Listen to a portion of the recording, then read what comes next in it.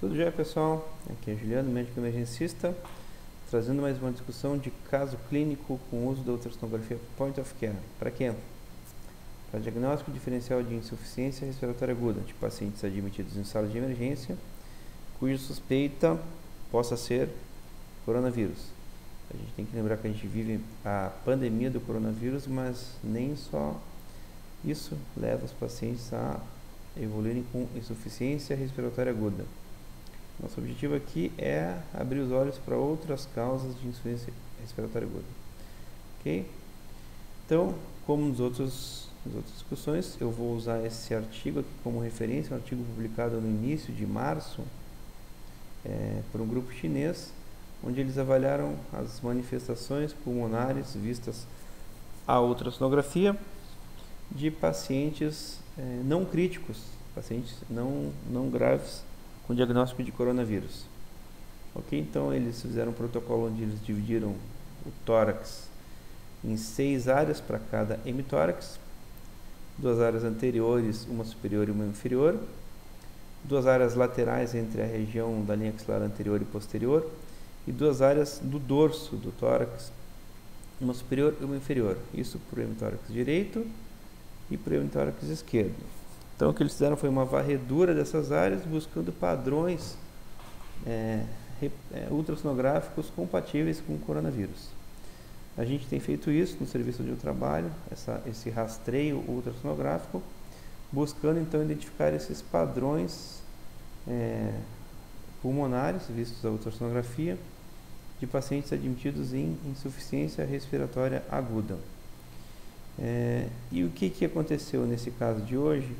Eu derivei essa avaliação ultrassonográfica deste protocolo para esse protocolo aqui, que é um protocolo que a gente teve a sua primeira fase de validação no Focus Project Brasil, que é um protocolo de uso do ultrassom para diagnóstico de causas potencialmente reversíveis e choque.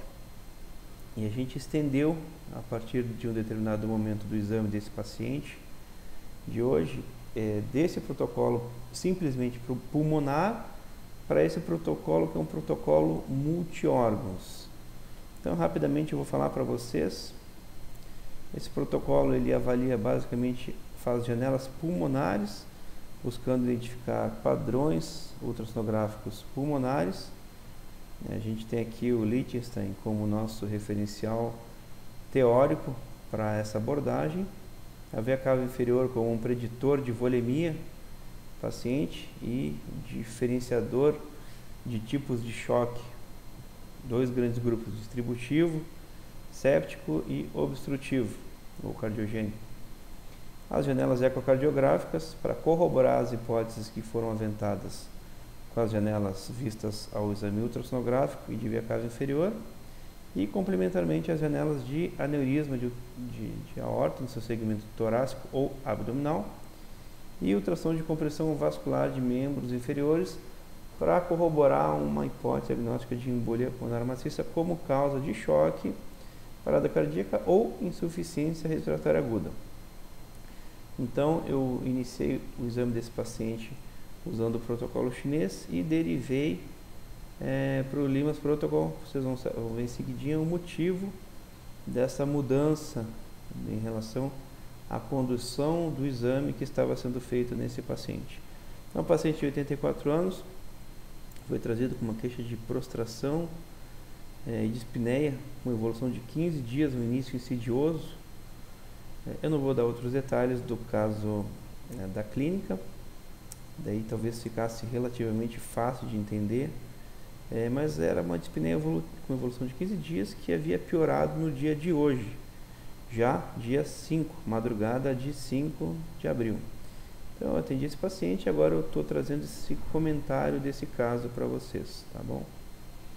Paciente hipertenso e com DPOC presumido, admitido na sala de emergência com uma frequência respiratória entre 25 e 28 incursões respiratórias por minuto, saturando 70% em ar ambiente, sem grande esforço respiratório, e uma pressão um pouco mais elevada, 160 por 90. Foi interrogado COVID para esse paciente, ele não trazia nenhum relato de sintoma gripal, esse paciente estava conversando, não trazia nenhum relato de sintoma gripal associado a essa queixa de dispneia, ok? Nenhum familiar também sabidamente doente acometido por gripe ou com síndrome respiratória aguda grave. Então, uma insuficiência respiratória de etiologia a ser esclarecida, ok? O paciente foi admitido, monitorizado, oferecido oxigênio por catéter nasal, o que elevou a saturação de 70% para 97%. Funcional de acessos venosos, solicitado propedêutica de imagem em laboratório e realizado no atendimento concomitante desse paciente, o ultrassom pulmonar. Foi estendido para o ultrassom multi-órgãos, usando o Limas Protocol. Então tá, pessoal. Seguindo então o protocolo chinês, a gente fez a avaliação do quadrante superior do hemitórax direito, anterior. Okay? Então a gente vê ali, vou deixar passar esse videozinho, eu mostro para vocês, foi um rastreio anteros crânio caudal e depois médio lateral. Então, o que a gente tem aqui? Vamos olhar com calma essa imagem. Tem aqui pele subcutânea, músculo intercostal, osso, sombra acústica e pleura, essa linha pericoica aqui. Okay? E aqui parênquima pulmonar. O que a gente vê aqui então? Linha A, uma linha A perdida aqui, uma linha B perdida também. Aqui uma disruptura aqui da linha pleural, talvez uma linha C, questionável, ok? A gente desce um pouco, novamente uma disruptura, uma fragmentação da linha pleural, pequena e uma alteração aqui, uma área anecoica grande vista nesse momento. Novamente outra linha B. Aqui uma grande disruptura e uma área anecoica pulmonar. E aqui a gente está transitando quase para a região inferior do pulmão, mas ainda na região superior, uma disruptura, uma fragmentação, sem alterações grandes de parênquima e uma área anecoica pulmonar. Ou seja, uma imagem que foge um pouco ao padrão do que a gente vem vendo nos pacientes com coronavírus. Mas ok. Vamos seguir a avaliação desse paciente. Eu vou passar mais uma vez. A gente avalia então a linha pleural e artefatos de parênquima. E já surge uma imagem anecoica estranha aqui. Tá? Vamos adiante. Então, metade inferior do tórax anterior à direita. Então, eu faço a varredura praticamente médio lateral. E aqui a coisa muda de figura, pessoal. Vamos lá então. A gente tem, até é difícil identificar aqui o arco costal e a sombra acústica, mas eles estão ali, acreditem. Linha pleural e parênquima pulmonar. E aí a gente começa a descer e identificamos aqui arco costal e sombra acústica, diafragma, abdômen, aqui o fígado, e aqui pulmão, onde deveria haver parênquima pulmonar. Com artefatos, a gente vê uma área anecoica e o parênquima pulmonar espremidinho, apertadinho aqui, com alguns broncogramas. E o que é chamado na literatura de sinal jellyfish, mãe d'água. Tem alguns outros nomes, mas é esse aí. Cadê? Volta lá. Então, sinal do jellyfish, um aspecto aqui hepatizado do pulmão, que na verdade nada mais é do que a compressão extrínseca pelo volume de líquido. Então, observem então, o que a gente tem aqui, pessoal? Um enorme, um gigantesco derrame pleural, um derrame pleural visto nessa porção do tórax. Veja bem, eu estou na porção anterior do tórax, estou vendo desde a região anterior até a região posterior. Então eu posso inferir que esse derrame é um derrame volumoso, porque eu estou vendo ele desde a porção anterior do tórax. Observe ali, eu começo a descer e já começo a ver. Então é um derrame que a gente pode inferir um derrame volumoso, ok? Com alguns outros artefatos, mas um grande derrame pleural. Passar para vocês verem mais uma vez. É uma varredura da região medial para external para a região da linha axilar anterior do paciente, em torno do quarto, quinto, sexto espaço intercostal. Okay? Isso aqui foge completamente, essa imagem, pessoal, foge completamente as imagens que a gente tem visto de pacientes com coronavírus. Foge completamente. O paciente tem um derrame pleural.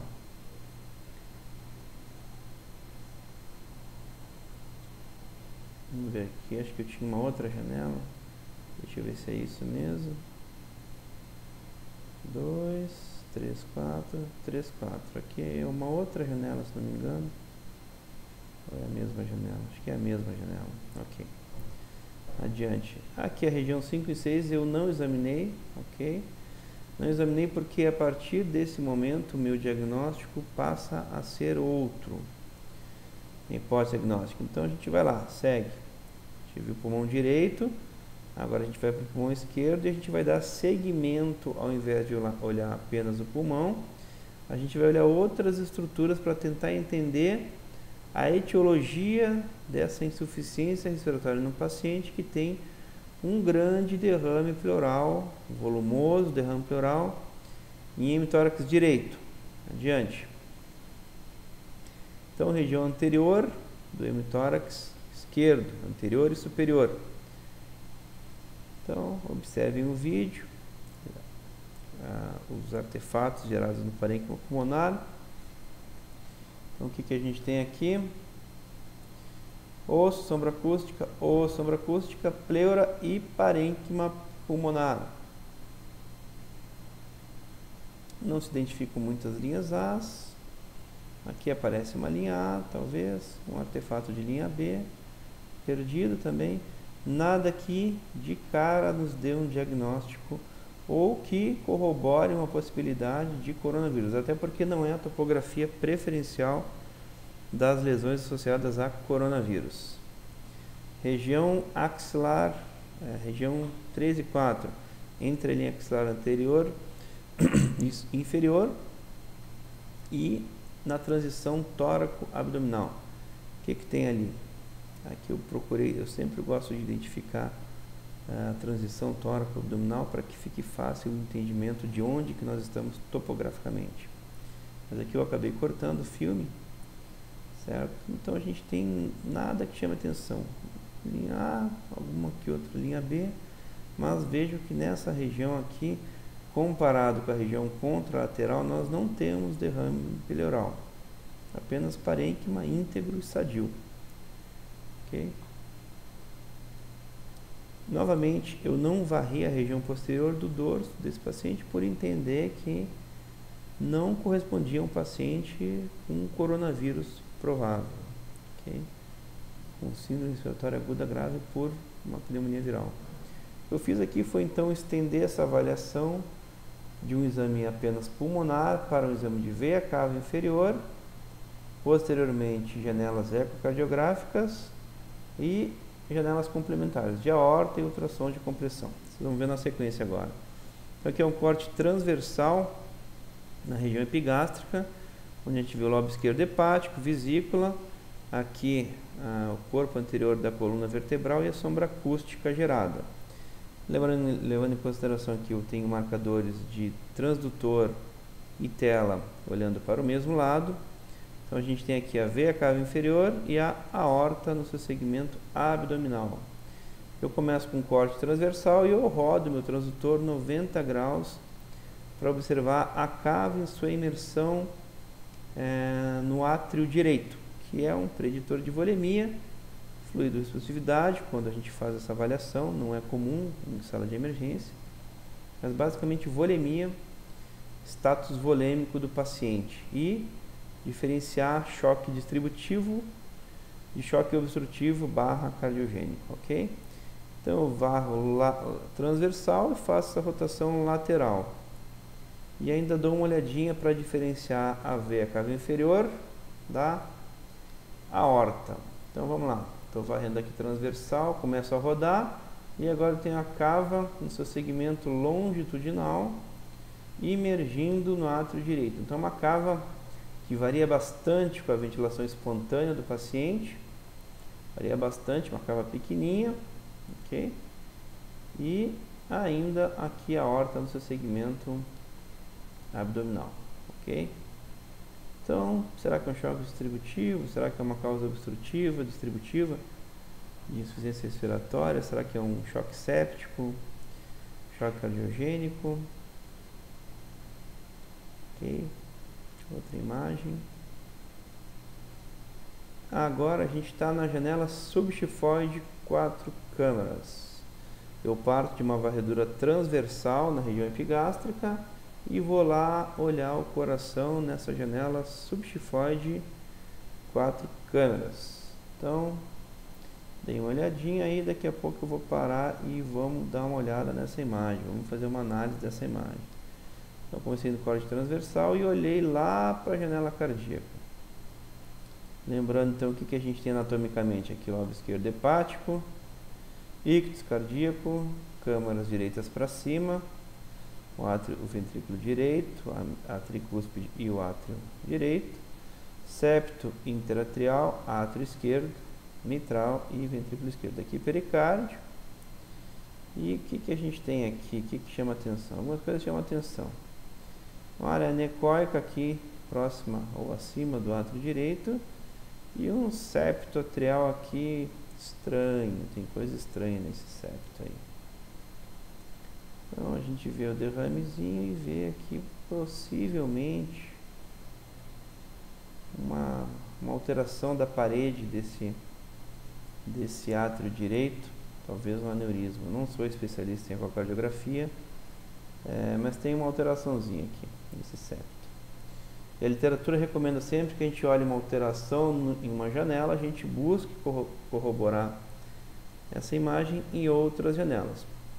Mas aparentemente um coração normo-contrátil, aparentemente um coração que não tem um déficit segmentar ou uma alteração importante cinética, tampouco uma alteração da morfologia do VD em relação ao VE, que pudesse surgir um TEP, ou presença de trombos em câmeras direitas, também compatível com TEP. Ok? Então vamos adiante. Aqui é a janela ecocardiográfica subxifoide, vista agora com o transdutor setorial. A gente estava com o transdutor convexo, agora a gente vai ver essa janela com o transdutor setorial. É apenas uma imagem em espelho, mas nós continuamos tendo lobo esquerdo hepático, ictus, ventrículo direito, tricúspide, átrio direito, septo atrial, átrio esquerdo, mitral e ventrículo esquerdo. Que aqui ainda aparece aqui, vamos congelar a imagem, dar uma olhadinha aqui, ó. A gente tem aqui nesse momento aqui um corte onde a gente vê o ventrículo, o átrio direito, a válvula aórtica com a via de saída, átrio esquerdo, e aqui vai aparecer, desculpa, ventrículo esquerdo, e aqui vai aparecer o átrio esquerdo. Observem ali, bem bonitinho aqui a válvula aórtica, né? A via de saída. Aquelas mesmas alterações, a gente vê ali um pouco de derrame pericárdico, sem efeito restritivo diastólico no átrio direito. Parece que tem alguma coisa nesse septo atrial aqui. Se algum colega aí, cardiografista, quiser dar uma palavra para a gente, né, comentar, fiquem à vontade, ok? Adiante, janela parasternal eixo longo. Vamos rodar o filme aqui, então tem o ictus, ventrículo direito, ventrículo esquerdo, mitral, via válvula aórtica com a via de saída. Sem muitas alterações, pequeno, mínimo de derrame aqui, ok? Eu não consegui fazer direito essa janela, mas assim, a gente diferencia aqui o derrame pleural do derrame pericárdico usando a aorta torácica no seu segmento descendente. Basicamente o derrame pericárdico ele passa anterior à aorta e o derrame pleural passa posterior, mas eu não consegui fazer uma janela legal para mostrar para vocês aqui, gente, tá bom? Ele tem sim um derramezinho pequeno aqui, laminar, que não exerce efeito restritivo, efeito de restrição diastólica, ok? Foi a melhor janela que eu consegui fazer. Aqui a janela apical 4 câmeras, mostrando então o ictus, câmaras direitas, ventrículo, tricúspide e átrio direito. Câmaras esquerdas, ventrículo, mitral e átrio esquerdo. E aqui, esse negócio sacolejando para lá e para cá, que talvez, não sei, seja aí um aneurisma. Colegas ecocardiografistas, sintam-se à vontade para comentar. Uma alteração aqui, né, de restrição, mínima restrição diastólica do átrio direito, mas que não leva esse paciente a tamponamento, ok? Tem uma outra janela, mesmas estruturas, ictus, câmaras direitas, câmaras esquerdas. Em alguns momentos a gente vê aqui a válvula aórtica com via de saída. Eu não uso Doppler nos exames que a gente faz em sala de emergência, ok? Aparentemente função preservada, a fração de ejeção preservada, e essas alterações anatômicas que a gente observa aqui, ok? Provavelmente tem algum grau de disfunção mitral e aórtica, até porque é um paciente de 80 anos, ok? E aqui a janela, só para constar, a janela de aorta no seu segmento abdominal, no segmento que foi possível avaliar, não foi observado aneurismas ou ectasias da aorta neste segmento abdominal e na via de saída, apesar de que a ecocardiografia não é um exame tão sensível assim para diagnóstico de aneurismas, a não ser quando é uma coisa gritante, ok? Mas ela perde bastante. Então, resumindo as alterações do COVID, pessoal, os focos de COVID eles são observados principalmente nos campos posteriores, em ambos os pulmões, e posterior inferiores. As linhas B são fixas, fundidas e confluentes em grande quantidade, principalmente nessa topografia, mas também em ápice. E a linha pleural tem um padrão variável, um padrão de disruptura, de fragmentação, de pequenas a grandes disrupturas, com bordos irregulares. Então perceba que a gente não viu nenhuma dessas alterações compatíveis com COVID neste paciente. Pode haver derrame pleural localizado ao redor dessas lesões, o que a gente viu foi um grande derrame pleural em hemitórax direito, e as lesões subpleurais mostram consolidações irregulares, que a gente viu pequenas alterações no ápice, principalmente do hemitórax direito. Esse aqui foi o protocolo que eu estou fazendo, registrando os casos aqui em Belo Horizonte, dos pacientes com suspeita de COVID, e esse aqui é o protocolo do Focus Project Brasil, onde a gente identifica, então, faz as janelas de pulmão, veia cava e ecocardiografia e ainda a aorta, nos pacientes em parada cardiorrespiratória para diagnóstico de causas potencialmente reversíveis de parada cardiorrespiratória.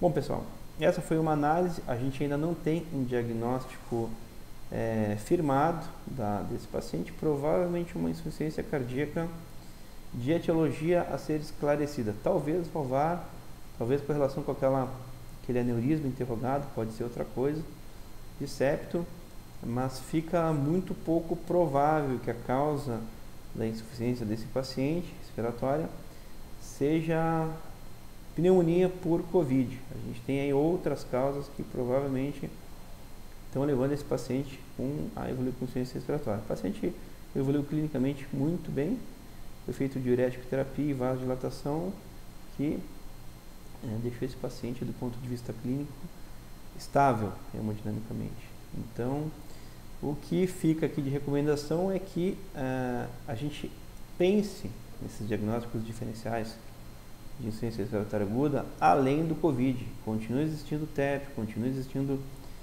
pneumotórax, continua existindo pneumonia, insuficiência cardíaca e outras causas de dispneia e insuficiência respiratória além do COVID. Então fica o convite para a gente lembrar que existe medicina além do COVID, pessoal. Tá? E a gente tem que abrir o olho e pensar nessas outras causas de insuficiência respiratória. Tá já? Então quem falou com vocês foi o Juliano, médico emergencista, e até o próximo caso clínico Point of Care. Forte abraço, pessoal. Forte abraço, colegas.